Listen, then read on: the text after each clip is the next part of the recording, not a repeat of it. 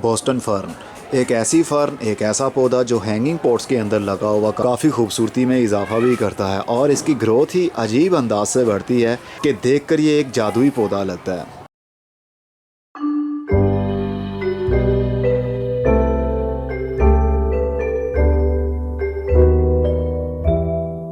अस्सलाम वालेकुम मेरे दोस्तों, सजनों और बेलियों, मैं हूँ इज़हार अहमद और वेलकम करता हूँ आपको किचन गार्डनिंग चैनल पर। 3 साल पहले बोस्टन फर्न का सिर्फ एक पौधा मैं छोटे से गमले के अंदर लगा हुआ जो नर्सरी से लेकर आया और उससे सैकड़ों पौधे मैंने बनाए और बहुत सारे बेचे भी। और अब भी मेरे पास ये पौधा है, इसको रिपोर्टिंग की ज़रूरत है। और ये देखिए, इसके जो ड्रेनेज होल होता है गमले का, उसके नीचे से भी ये अपनी ग्रोथ को बढ़ाकर एक पौधे की सूरत ले रहा है। बोस्टन फर्न को कम पानी, कम धूप और नमी वाला एरिया ज़्यादा पसंद है। इसको लोकल ज़ुबान में देसी फर्न भी कहते हैं, कोई लोग इसको इंग्लिश फर्न कहते हैं और कुछ बोस्टन फर्न भी कहते हैं, लेकिन ये है फर्न ही। फर्न की बहुत सारी स्पीशीज़ पाई जाती हैं इस दुनिया में। किसी फर्न के ये छोटे छोटे से पत्ते बहुत बड़े बड़े साइज़ के बन जाते हैं। उसकी एक पत्ती, जैसे कि ये पत्ती है, ये तकरीबन 3 से 4 इंच की भी बढ़ जाती है और किसी की छोटी ही रहती है। जिस तरह के ये मेरे पास बोस्टन फर्न है, ये छोटी वाली है। बोस्टन फर्न कोई सी भी हो, सभी की ग्रोथ एक जैसी ही होगी, उनकी केयर भी एक जैसी है। इनको नाइट्रोजन वाला खाद ज़्यादा पसंद है जिसके अंदर हीट ज़्यादा पाई जाती है। सर्दी, गर्मी, पतझड़ और बहार चारों मौसम में ये ग्रोथ कर सकती है, लेकिन बहुत ज़्यादा ठंड के दिनों में, जैसा कि दिसंबर का महीना, जनवरी का महीना, इसको अगर आउटडोर आप रखते हैं तो ज़्यादा ठंड पड़ने की वजह से इसके पत्ते ब्राउन होंगे और ढीले पड़ जाएंगे और देन वो जड़ जाएंगे। लेकिन पौधा फिर भी लाइव रहता है। जैसे ही बाहर के दिन शुरू होंगे, 15 फरवरी के बाद में नई नई शूटिंग्स निकलना शुरू हो जाएंगी। और गर्मी के दिनों में जून जुलाई का महीना इसके लिए काफ़ी जानलेवा हो सकता है, क्योंकि ज़्यादा हीट होने की वजह से धूप में इनके पत्तों के ऊपर बर्निंग आएगी और ये सूख जाएगी, लेकिन ये फिर भी ज़िंदा रहेगी। अगर इस स्टेज के ऊपर ज़्यादा पानी देंगे जबकि इसकी ग्रोथ नहीं हो रही तो पौधा डेफिनेटली मर ही जाएगा। इसको उगाना कुछ भी मुश्किल नहीं है। अभी मैं इसको रिपोर्ट नहीं करना चाहता हूँ। अगर मैं इसको चाहूँ तो रिपोर्ट करूँ तो 4 से 5 पौधे इसके छुरी की मदद से बना सकता हूँ। इसका रूट बाउल बाहर निकाल कर कुछ पीसीज में काट लूँ और उसके पौधे बना सकता हूँ। इसका एक एक पौधा डिवाइड नहीं किया जाता। अब ये जैसे कि इस गमले के अंदर मैंने हैंगिंग पॉट के अंदर इसको मैंने शिफ्ट कर दिया था। अब इसकी ग्रोथ भी बढ़ गई है और ये भी एक फ्यूचर में इसी तरह का एक पौधा बन जाएगा। और एक ये देखिए, इसको हैंगिंग पॉट के अंदर मैंने लगाया ओनली लीफ कंपोस्ट, कोकोपीट और पमिस स्टोन के मिक्सचर के अंदर, तो इसके अंदर भी ग्रोथ हो रही है। अगर इसको ग्राउंड में आप लगाना चाहते हैं तो ऐसे जगह पर लगाइएगा जहां पर शेडी एरिया रहता हो और जहां पर आप ज़्यादा पानी ना दें। ऐसे पौधों के साथ इनकी शेयरिंग नहीं हो सकती जिनको ज़्यादा पानी की ज़रूरत होती है। ऐसे पौधों के साथ इसको लगाइएगा जिनको कम पानी की ज़रूरत है, ताकि दोनों की पानी की रिक्वायरमेंट एक जैसी ही रहे। लैंडस्केपिंग में ये पौधा बहुत ही खूबसूरती में इजाफा करता है आपके गार्डन में, लेकिन इसके लिए ज़रूरी है कि शेडी एरिया ही इसको मिलना चाहिए। जैसे कि जनवरी का महीना है और पतझड़ का मौसम भी है, अभी बाहर के दिन शुरू नहीं हुए हैं, तो इनके पत्ते देखिए, नए नए पत्ते भी आ रहे हैं, क्योंकि इनको मैंने रखा हुआ है अपने पॉली हाउस के अंदर, जो कि बड़ा सा ग्रीन हाउस है। उसके अंदर नमी बनी रहती है और इसकी ग्रोथ 12 महीने इसी तरह रह सकती है, गर्मी हो या सर्दी हो।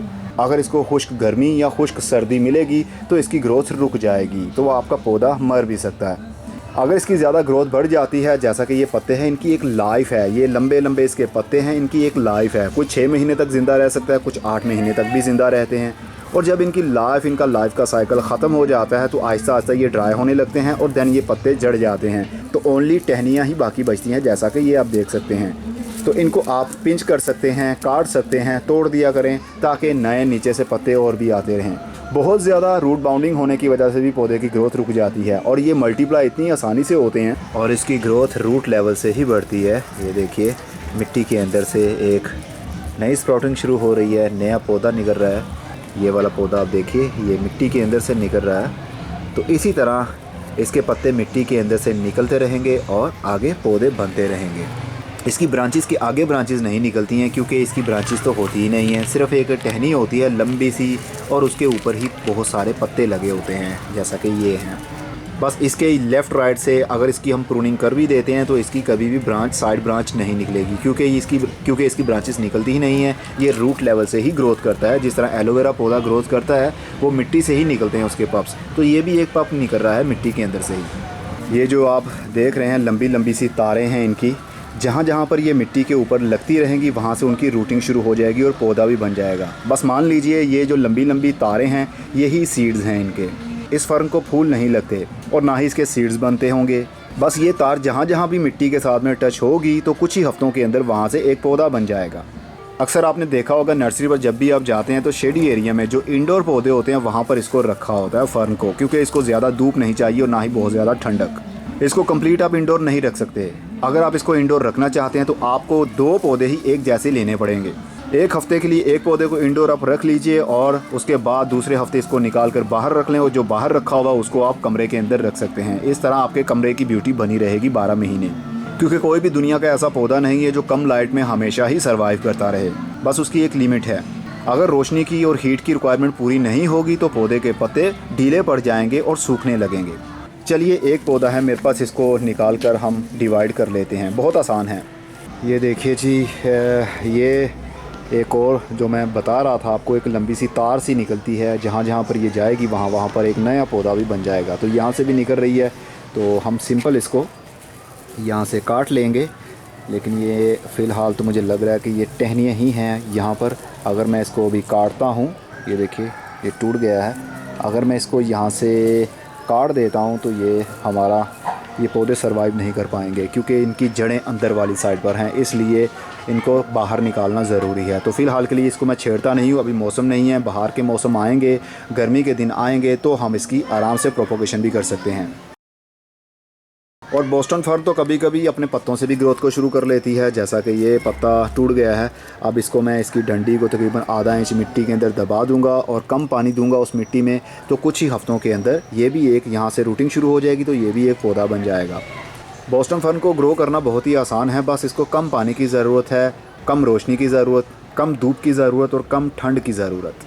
नमी वाला एरिया जितना मर्ज़ी इंक्रीज़ कर दीजिए, चाहे 100% इसके लिए नमी इंक्रीज़ कर दें तो इसकी ग्रोथ उतनी ही अच्छी बढ़ने लगेगी।